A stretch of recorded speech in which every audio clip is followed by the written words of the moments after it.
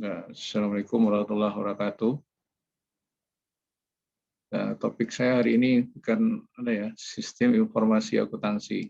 Nah, diperhatikan ya. Kita lihat secara bersama eh, topiknya masalah sistem informasi akuntansi. Nah, kira-kira apa yang harus kita perhatikan di sini bahwa dalam mengolah data akuntansi kita harus tahu apa itu pengolahan data. Nah, pengolahan data ini di dalam akuntansi sering terjadi mengolah-olah data seperti Anda pernah melihat transaksi-transaksi lalu Anda lakukan proses seperti siklus di akuntansi ya. Nanti ada prakteknya, ini kita lihat dengan prakteknya sekalian jadi bisa tahu. Nah, dalam hal ini kita harus memperhatikan manipulasi atau transformasi simbol-simbol yang akan menghasilkan suatu yang berguna di dalam pengolahan data dan informasi.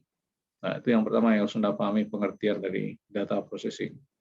Ya, tentunya bantuan dari alat komputer juga. Nah, atau secara manual bisa, tapi akan menjadi lambat. Nah, kemudian kita juga mengenal apa itu DP dan apa itu TP. Nah, kalau DP, data processing, dan kalau TP adalah transaksi processing atau prosesnya. Ini sering disebut sebagai alat pertukaran. Nah, jadi dalam suatu pengolahan data itu dikenal dengan TP dan TP, dan ini merupakan suatu alat pertukaran dalam sistem informasi akuntansi. Dan selain dari itu, kita juga harus mengenal bahwa apa itu data processing, dia merupakan semacam aplikasi bisnis data. Nah, ini yang terjadi di dalam pengolahan data. Kita next. Berikut, pekerjaan SIA itu apa saja yang harus Anda perhatikan atau dalam sistem informasi akuntansi, yaitu kita mengumpulkan jabaran-jabaran data dari satu aktivitas perusahaan. Nah, mungkin Anda melihat dari perusahaan ya seperti yang sudah bekerja, selain transaksi itu ada yang dibuktikan dengan kwitansi, dan ada juga dengan aktivitas yang nyata yang nanti dibuatkan sebagai laporan. Nah, itu salah satu contoh dalam mengumpulkan data, dan dia akan berkaitan dengan masalah keuangan. Nah, itu perlu dilaporkan. Kemudian di dalam sistem informasi akuntansi kita juga harus mengetahui nanti bagaimana mentransformasi data menjadi informasi. Jadi data-data yang dikumpulkan itu kita olah atau kita proses sehingga nanti menghasilkan sebuah sistem informasi, di mana sistem informasi itu ada yang bernilai laporan keuangan dan ada laporan nilai-nilainya yang bisa digunakan oleh seorang manajer. Nah, kemudian di dalam sistem informasi akuntansi kita juga bisa membuat ketersediaan informasi bagi pemakai di dalam atau di luar perusahaan. Jadi bisa informasi itu kita sajikan secara internal dan eksternal. Nah, kalau sistem informasi akuntansi, tentunya kalau yang secara eksternal kita menyajikan laporan keuangan saja. Nah, tetapi secara detailnya itu tidak dijelaskan di dalam laporan keuangan ke luar perusahaan. Oke, kita lanjut. Kalau kita lihat modelnya, nah, bagaimana siklus pengolahan sistem informasi itu, Anda harus perhatikan garis dan data ya. Kalau garis informasi, kalau data itu merupakan data dan garis putus-putus informasi.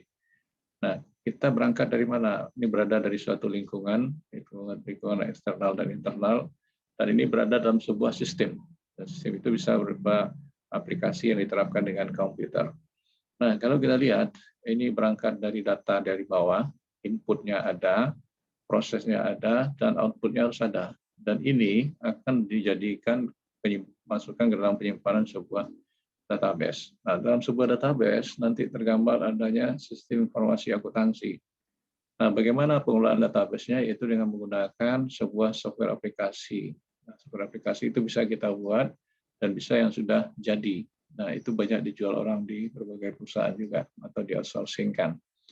Nah, hasil itu nanti akan menunjukkan informasi ke manajemen, ini tentunya internal, keluar adalah eksternal, inside dan outside. Nah, ini harus Anda pahami dari suatu model akuntansinya. Berikut, nah, pekerjaan dalam pengolahan data apa saja? Nah, kita harus mengetahui mengumpulkan data yang pertama. Apa yang dikumpulkan? Masing-masing transaksi itu dalam bentuk dokumen. Nah, ini kerja orang akuntansi seperti itu. Ya. Nah, termasuk nanti Anda orang manajemen juga harus paham ini, bukan hanya akuntansi aja.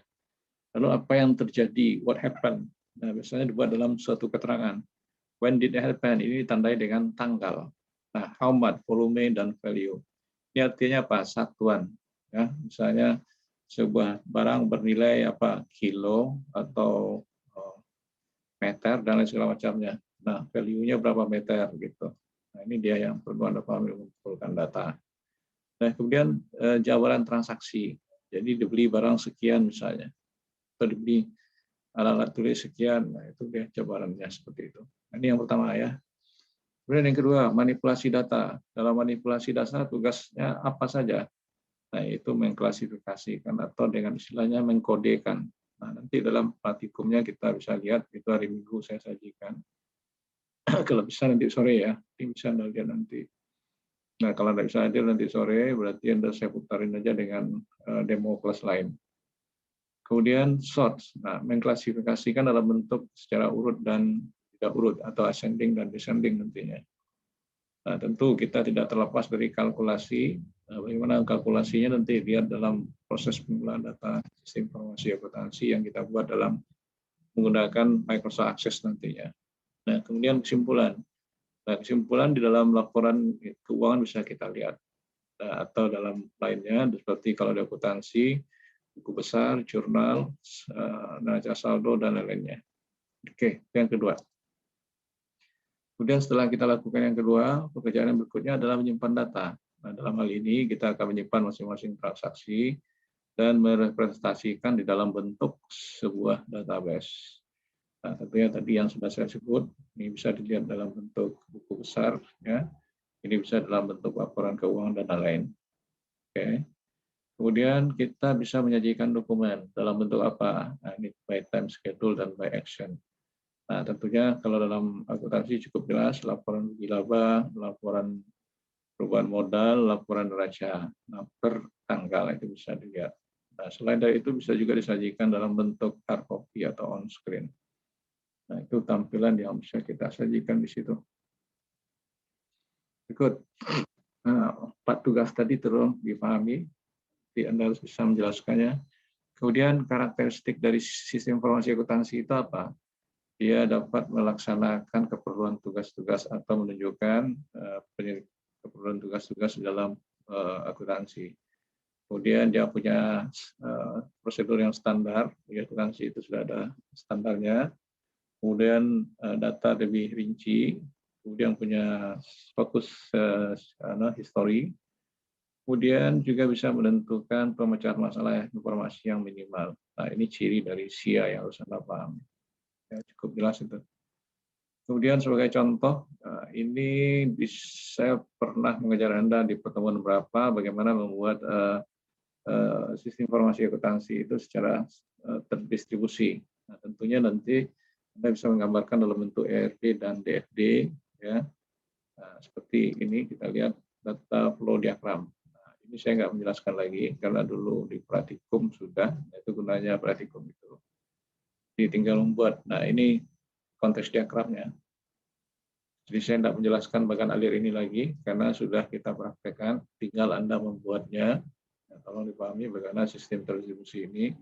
Siapa saja yang terlibat, konsumen, manajer, dan material stock group dan supplier. Itulah dalam bentuk bahasa Inggris. Nah, kemudian ini kita jadikan DFD-nya bagaimana? Nah, sampai level berapa nanti? Nah, ini dia. Ya. Oke, saya tidak merinci ini karena sudah ada dalam praktikum kita kemarin. Cuman ini beda sistem. Ini sistem terdistribusi. Makanya waktu praktikum saya minta Anda buat aplikasi sendiri. Nah, ini level 1-2 sebenarnya.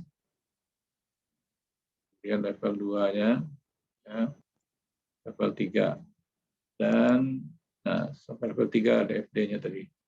Oke. Nah, lalu bagian alirnya bisa Anda bentuk dalam bentuk seperti ini lagi. Jadi perinci lagi. Jadi dalam akuntansi ini kan kalau bisa dirinci lagi. Nah, seperti ini. Ya. Nah, sampai menerbitkan billing keluar ini perinciannya semuanya. Kemudian record receivable seperti ini. Jadi ini rincian dari DFD semuanya. Oke, saya next saja ini karena dalam praktek kita sudah pernah. Nah, itu yang mintanya. Nah, jadi setelah kita lakukan seperti tadi, maka di dalam sistem informasi akuntansi itu ada fondasinya yang terdiri dari apa? Ada MIS, ada DSS, dan ES. Ini setelah belajar ini kita next. Yang pembelajarannya tentunya mungkin sudah lebaran lagi ya. Karena ujian 2 minggu itu sudah lebaran. Setelah lebaran ini kita lanjutkan materinya. Nah, ini sudah summary. Nah, ini summary-nya ringkasnya. Oke, saya tidak membacakan, nanti Anda yang baca. Nah, sudah ending. Jadi presentasi saya cukup pendek hari ini.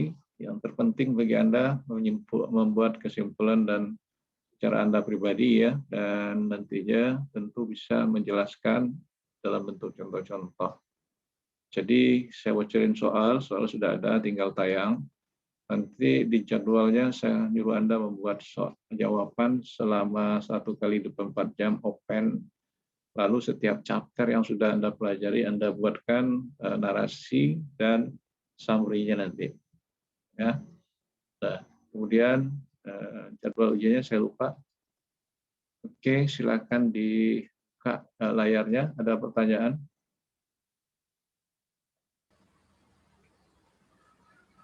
Silakan dibuka, ada pertanyaan? Halo?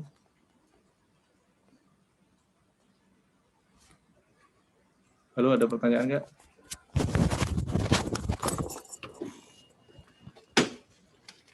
Ada pertanyaan nggak kira-kira?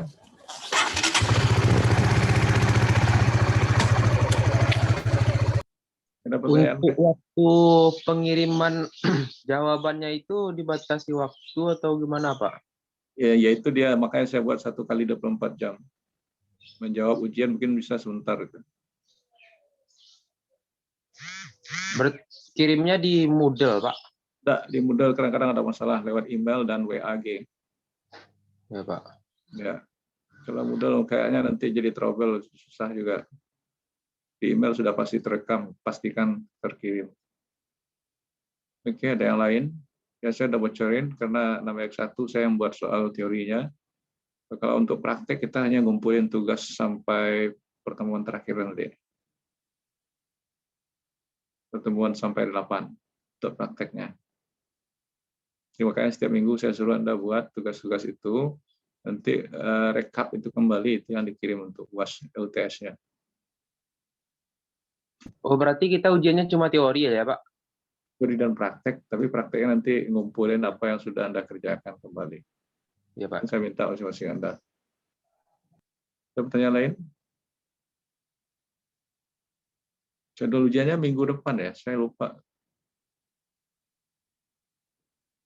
Sudah lihat jadwal belum?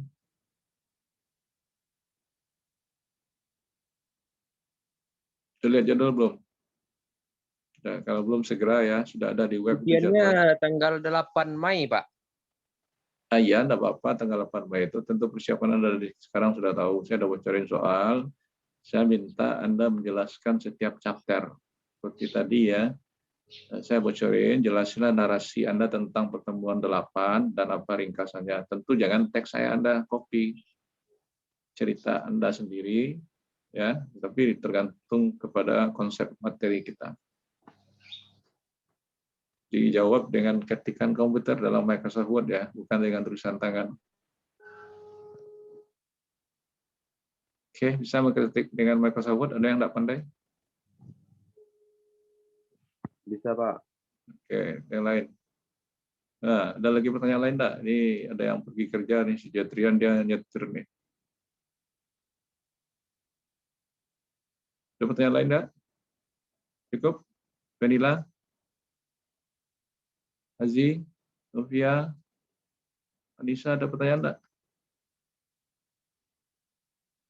Enggak? Cukup? Dan ada pertanyaan lagi? Kalau enggak ya saya ending. Nanti bahan kan sudah saya kirim setiap pertemuan, baik teori maupun praktek. Yang praktek yang belum ya. Prakteknya mungkin sore saya kirim atau kita demokan hari Minggu pagi jam 7. Ada pertanyaan lagi? Cukup ya? Iya, Pak. Oke, sampai ketemu. Nanti saya kirim bahan sudah, link YouTube nanti juga. Oke, sampai ketemu. Terima kasih. Isi absen Bentley, model tentunya model di hari Minggu ya. Oke, karena jadwal kita udah geser ke hari Minggu.